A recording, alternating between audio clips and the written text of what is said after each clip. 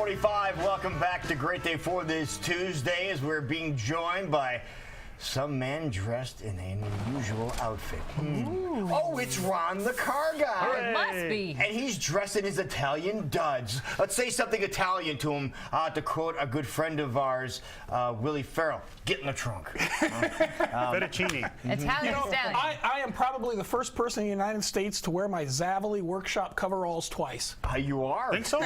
Probably. I'd wear them all the time. Those are very high line. They're stylish. Yeah. As That's they right. say. So That's explain right. what this is all about. Well, as you know, it was a year ago this month that I spent some time over in Italy with a company called Zavoli, and I was training on their software as we were getting into the business to convert vehicles to run on compressed natural gas, the same natural gas that powers your stove and your furnace and stuff at your home. And of course, they gave me these stylish duds, and they fit much better now because I've dropped about 15 pounds. Yes. But anyway, I just kind of want to talk a little bit about what's happened in the last 12 months since we brought we didn't bring the technology back. The technology's been around since World War II, but we brought their product line to the United States. Which are the conversion kits? The Zavoli conversion Right. kits. There's been other conversion kits for years, but of course, in our opinion, we think this one's the best. And so we went over there and worked with them to bring their product into the United States and kind of get our foot in the door of the CNG business. Now, for those people that may not know about the process of taking your vehicle and converting it over to use the natural gas, what has to happen to the vehicle? Well, first off, the way we convert them, and most people do, is we leave it dual fuel. So if you were to run out of natural gas or for some reason it didn't work, it would run the same as it always did on regular gasoline. Okay. Does that switch happen? Is it automated? Is it? On our system, it is. Okay. Yeah. You can't tell the difference when it changes at all. Okay. There is a manual override if you wanted to use that, but it involves installing a special tank to put the compressed natural gas Which is in. about how big? It depends on the size. You can get one about the size of a scuba diving tank. Okay. Which will hold roughly 6 gallons. You can go all the way up to we recently did a Ford F-350 pickup, and we put a 26-gallon tank in it. Now, So, how long would say a 6-gallon tank last? How long would that last in an average car? the same as 6 gallons of gasoline will last in your car. So if you get 20 miles to the gallon, you'll go 120 miles. Okay.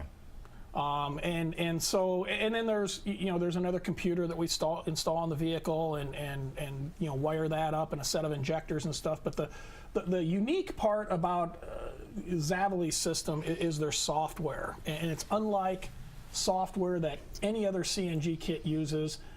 In that we have control of it, and I can go in and do programming on the software to resolve all the hesitations, the issues, concerns that people have had in the past with it not functioning the way it should. And a great point is, right now we're working with the state of Arkansas, and they've got 60 Dodge Chargers that they use in the DOT and the Highway Patrol and stuff like that. Okay. And they want to convert those over to compressed natural gas. And the research has shown that nobody's made an EPA-approved kit for a Dodge Charger or that has EPA approval since 2008. And part of it is the electronics and the emission system and stuff on the engine.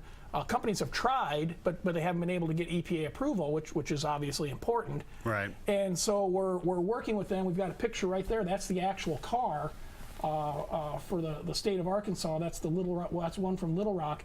But we're working with them. We're going to convert that vehicle to compressed natural gas, that actual vehicle. And what we've worked out with them is, because of our confidence in the software, we're going to convert the vehicle. We're going to take it up to Roush's facility in Detroit, Michigan, yeah. and we're going to get the EPA approval on it. Okay. And that's what we've been doing a lot in the past year is because Zavoli was so new to the United States, they had no EPA approval on any of their kits. So I've been working with a company out of Ankeny called Zebulon, and we've been taking specific vehicles, or the more popular vehicles, we've been converting them, and we take them up to Detroit and we run them through the EPA approval process.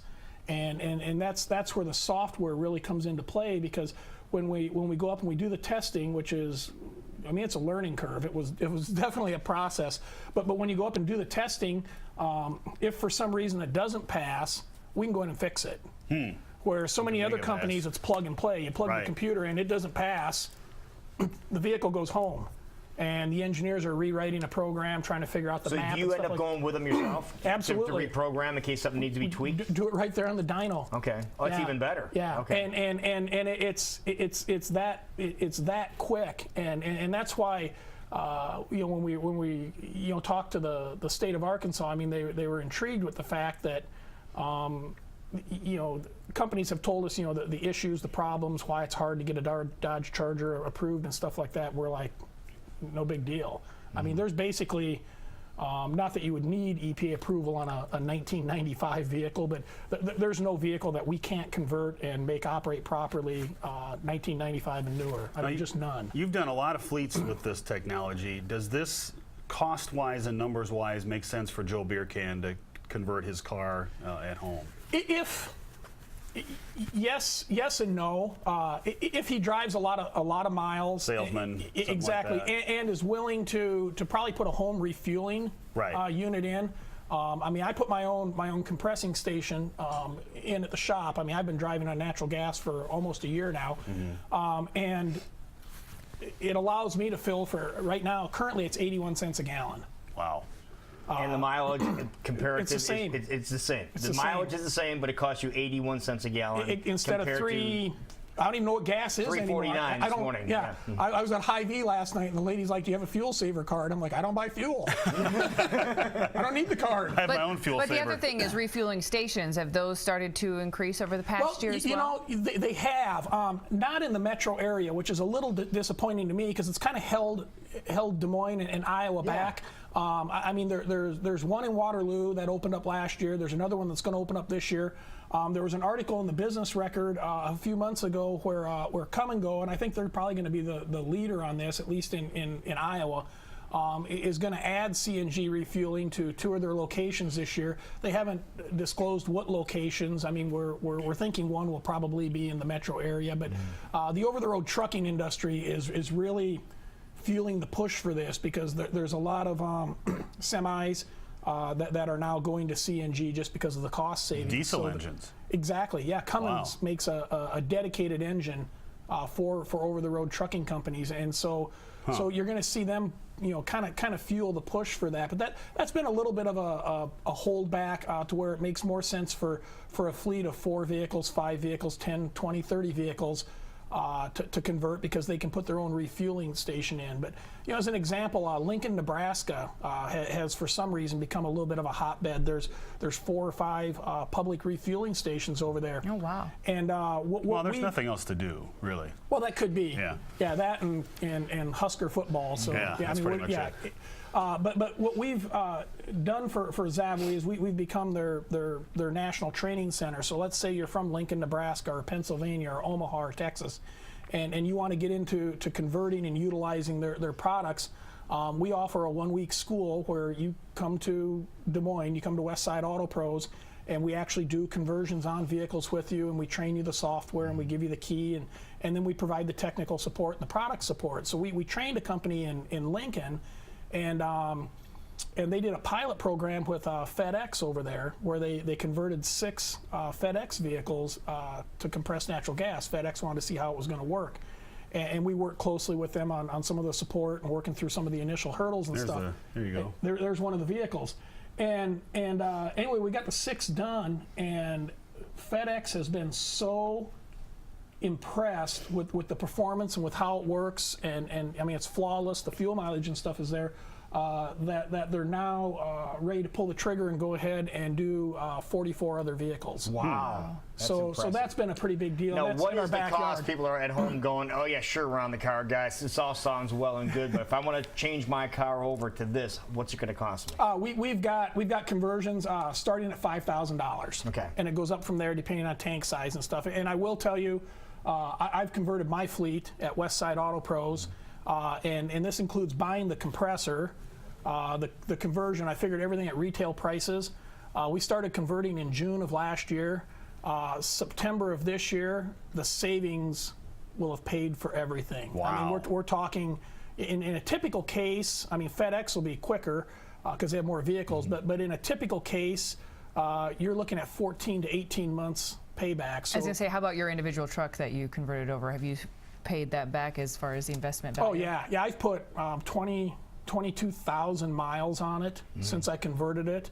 And I mean, I can count on one hand the number of times I actually even put gasoline in. It's usually when I've been traveling or something and there wasn't Can't find a spot. Yeah, but that's even easier. You know, I can get at Waterloo, Kansas City, pretty much everywhere I go, I can get CNG now. And the home fueling station, as I recall, I remember you telling me it was somewhere to do the conversion, and the home fueling station was in the 10 grand neighborhood together. Yeah. If you, let's say you wanted to convert your Accord and put a home fueling station in, you'd spend about $10,000 doing that. So back to your question, you know, the guy that lives in West Des Moines and drives downtown each day, you know, probably not a good option for It'll him. take a while for it to pay for itself. It's like buying a hybrid car. I mean, it's going Right. to take a while to pay it back because it costs a lot of money. Right. But you know, if you're a floral delivery company, a plumbing company, that puts a lot of miles on a vehicle. Sure. Just be the way to go. Yeah. If you think you're spending a lot of money on gas all the time, then we should probably talk. Okay. Hey, tell us about your lunch Can you put coming one of up these here. on a gas electric hybrid?